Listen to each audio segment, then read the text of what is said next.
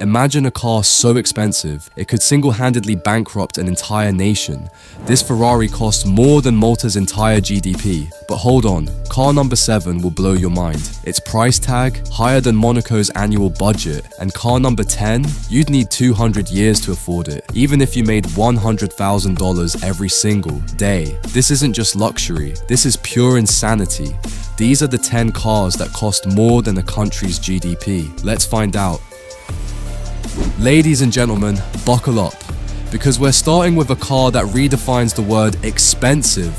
Meet the Mercedes-Benz 300 SLR Uhlenhaut Coupe, a $142 million masterpiece that holds the title of the most expensive car ever sold. Let that number sink in. This single car costs 65% of Palau's entire GDP, a nation of 18,000 people. Now let's talk design. This isn't just a car. It's a 1950s racing icon reborn as a road monster. The exterior, pure aggression. Those gull-wing doors aren't just for show, they're a nod to its racing DNA, designed for drivers to leap out during pit stops. The sleek silver body, handcrafted aluminum, polished to mirror perfection, and that 8-cylinder engine, a roaring 3.0-litre beast that dominated the 1955 Mille Miglia race. But step inside and prepare to time travel. The cockpit is a vintage dream, no touchscreens, no flashy tech, just raw, analog luxury. The steering wheel, wrapped in thin, crackled leather, the same material used in 1950s race gloves. The seats, bucket style, stitched by hand, because back then, ergonomic meant hold on for dear life. Here's the kicker. Mercedes built only 2 of these. One sits in their museum, the other, owned by a shadowy billionaire whose identity is locked tighter than Fort Knox. Rumor says even Elon Musk tried to buy it, and failed. But why $142 million? Because this isn't just a car, it's a time capsule of engineering genius. A machine so rare, even most billionaires can't touch it. And guess what? This is just car number 1. If you thought the Mercedes was shocking, meet the Bugatti La Voiture Noire, the black car that's darker than your ex's soul, priced at $19 million. This isn't just a car, it's a rolling nightmare for accountants. How expensive is it? This Bugatti costs more than Tuvalu's entire GDP, a nation drowning in debt, just like you'll be after hearing this. But here's the twist. This car isn't just rare, it's forbidden. Owners need special permission to drive it, because its 1,500 horsepower engine could literally outrun the law. The exterior, pure carbon fiber villainy. Every curve is hand sculpted to slice through air and bank accounts. And that obsidian black paint, it's coated with crushed diamonds, because Bugatti thinks glitter is for peasants. Inside, a vampire's paradise. Hand-stitched leather, 18-karat gold switches, and a speedometer that goes up to 273 miles per hour, a speed so illegal it's practically a crime scene. But who owns this beast? Rumors say it's a tech titan who wears a mask to test drives, or maybe a drug lord who uses it to smuggle. Well, let's not ask. One thing's clear, this car isn't for the rich, it's for the ruthless. And guess what? We're just getting started. If you think $19 million was outrageous, brace yourself. The Rolls-Royce Boat Tail, a $28 million masterpiece that makes yachts look like bathtub toys. This car isn't just expensive, it's Sao Tome and Principe's GDP on 4 wheels. Yes, an entire African nation's economy, crushed under the weight of one car's price tag. Let's break down this floating palace. The exterior, handcrafted aluminum, polished for 2,000 hours, because Rolls-Royce thinks time is just a number. The rear, a built-in champagne chest with crystal flutes, because picnics should always come with the side of bankruptcy. And that parasol, it's stitched with gold thread, because shade is for peasants. Inside, a dashboard wrapped in mother of pearl, seats upholstered in leather so soft it's illegal in 12 countries. But here's the kicker, only 3 exist.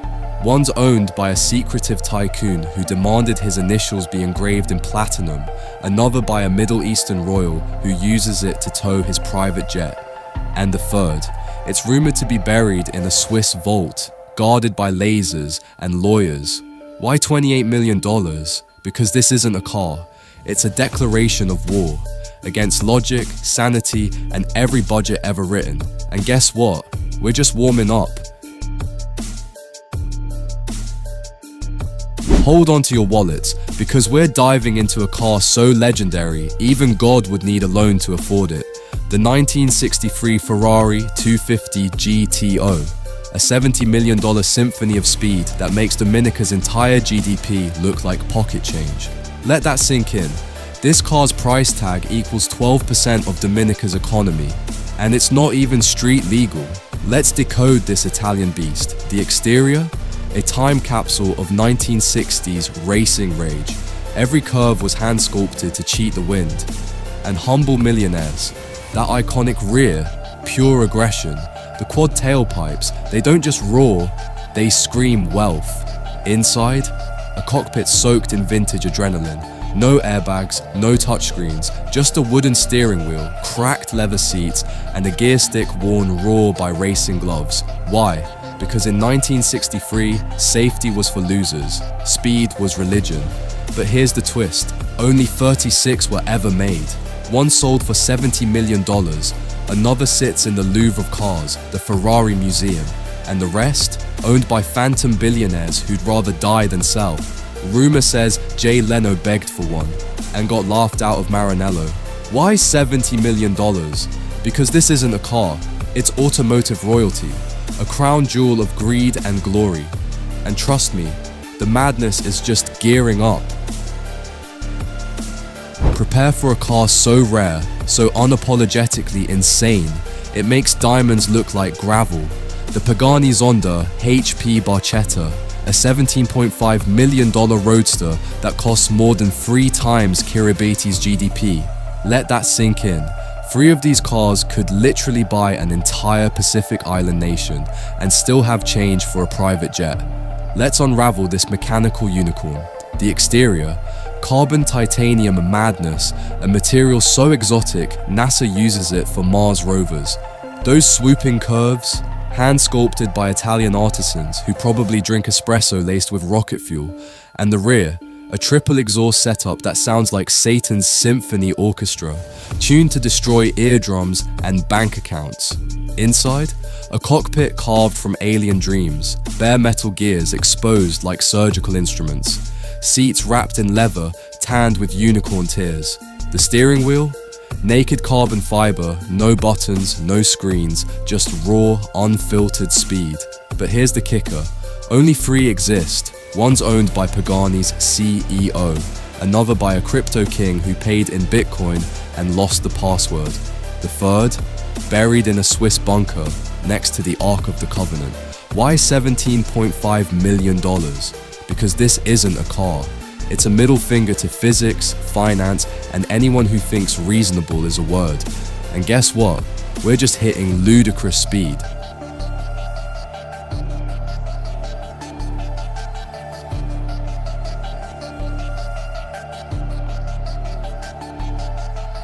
Buckle up, because we're about to unleash a car so ferocious, it makes hurricanes look like gentle breezes. The Lamborghini Veneno Roadster, a $4.5 million beast that costs more than Montserrat's entire GDP. Let that marinate. This car's price tag could rebuild an island destroyed by volcanoes. But Lamborghini said, nah, let's make it a toy for billionaires instead. Let's dissect this carbon fiber predator. The exterior? Aerodynamic insanity, every angle designed to slice through air and your life savings. Those jagged edges, they're not just for show, they're to remind you that beauty is pain, and so is bankruptcy. The rear, a triple exhaust system that growls like a T-Rex on espresso, and a spoiler so sharp it could file your taxes. Inside, a cockpit stripped down to bare bones brutality. No cup holders, no touchscreens, just Alcantara racing seats and a fire extinguisher. Why? Because in a car this wild, safety means don't crash, and luxury means you're still alive. But here's the kicker, only 9 exist. One's owned by a Middle Eastern prince who races it against his pet cheetahs, another by a tech mogul who uses it to test AI algorithms, code for midlife crisis. And the rest? Locked in climate-controlled garages, next to dinosaur fossils and Elon's hair plugs. Why $4.5 million? Because this isn't a car, it's a natural disaster with a warranty. And trust me, the chaos is just shifting gears.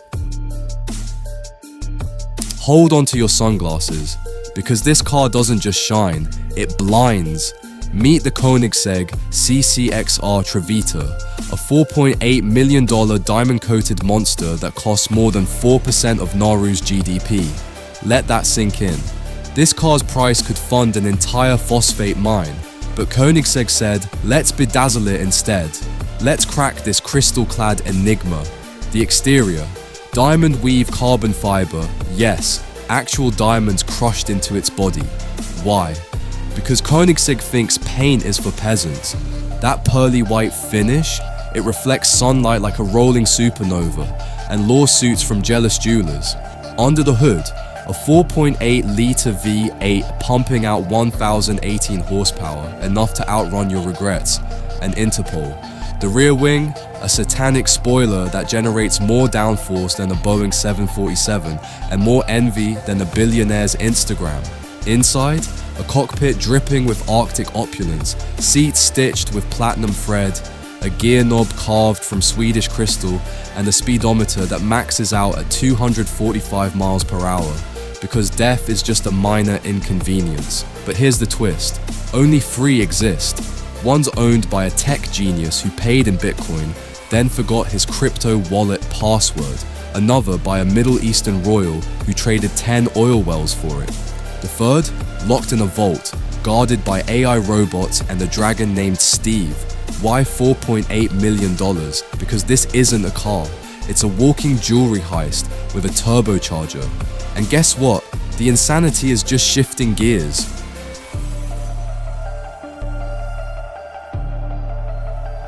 Step into a time machine, because this next car is older than your great-grandpa's regrets.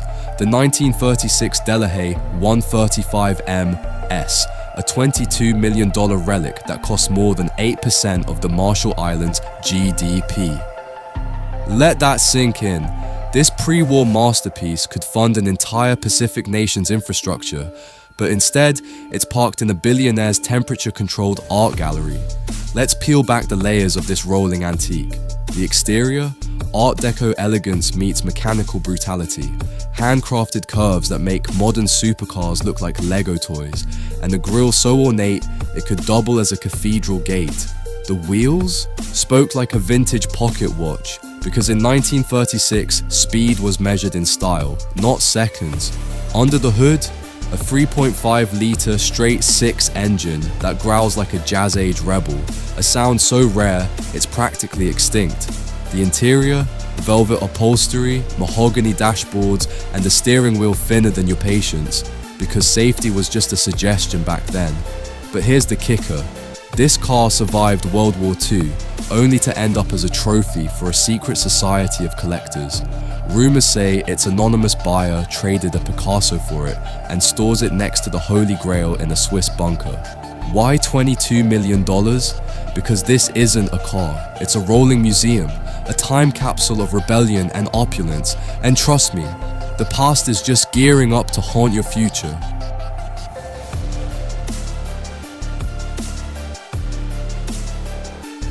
Strap in, because this next car doesn't just break the rules, it annihilates them. The Aston Martin Valkyrie, a $3 million hypercar co-designed with F1 legends, priced higher than Micronesia's entire tourism revenue for 5 months. Let that sink in. This car's cost could fund a tropical paradise, but instead, it's a playground for the 0.001%. Let's dissect this carbon fiber predator.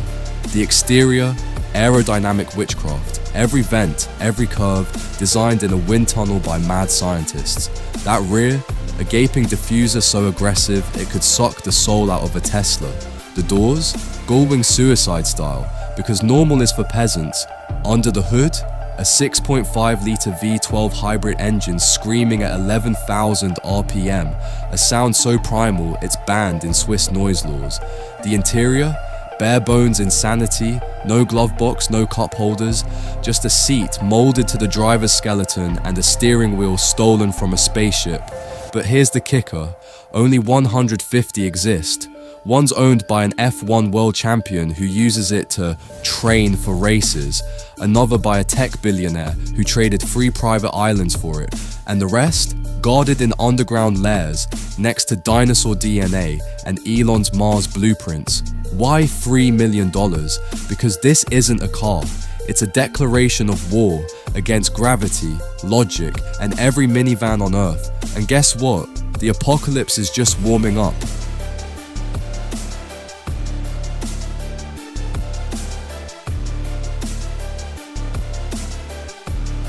We've saved the most cursed for last.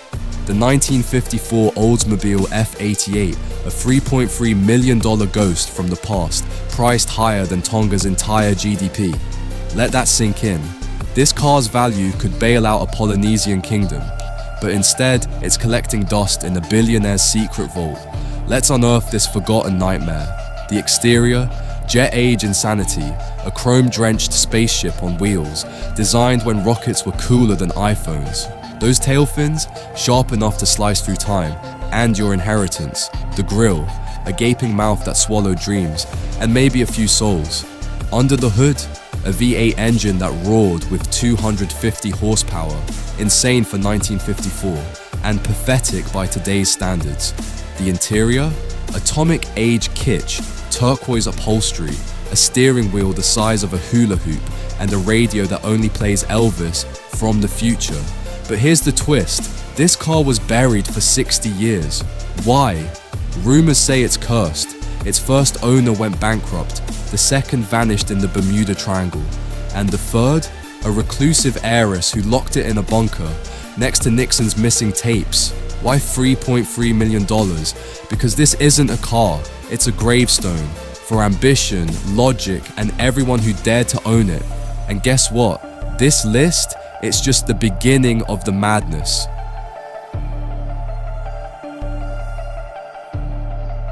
You've just witnessed 10 cars so expensive they could buy countries, but we're not done yet, because hidden in the shadows is a bonus car, a machine so forbidden, so unholy, it's been erased from history.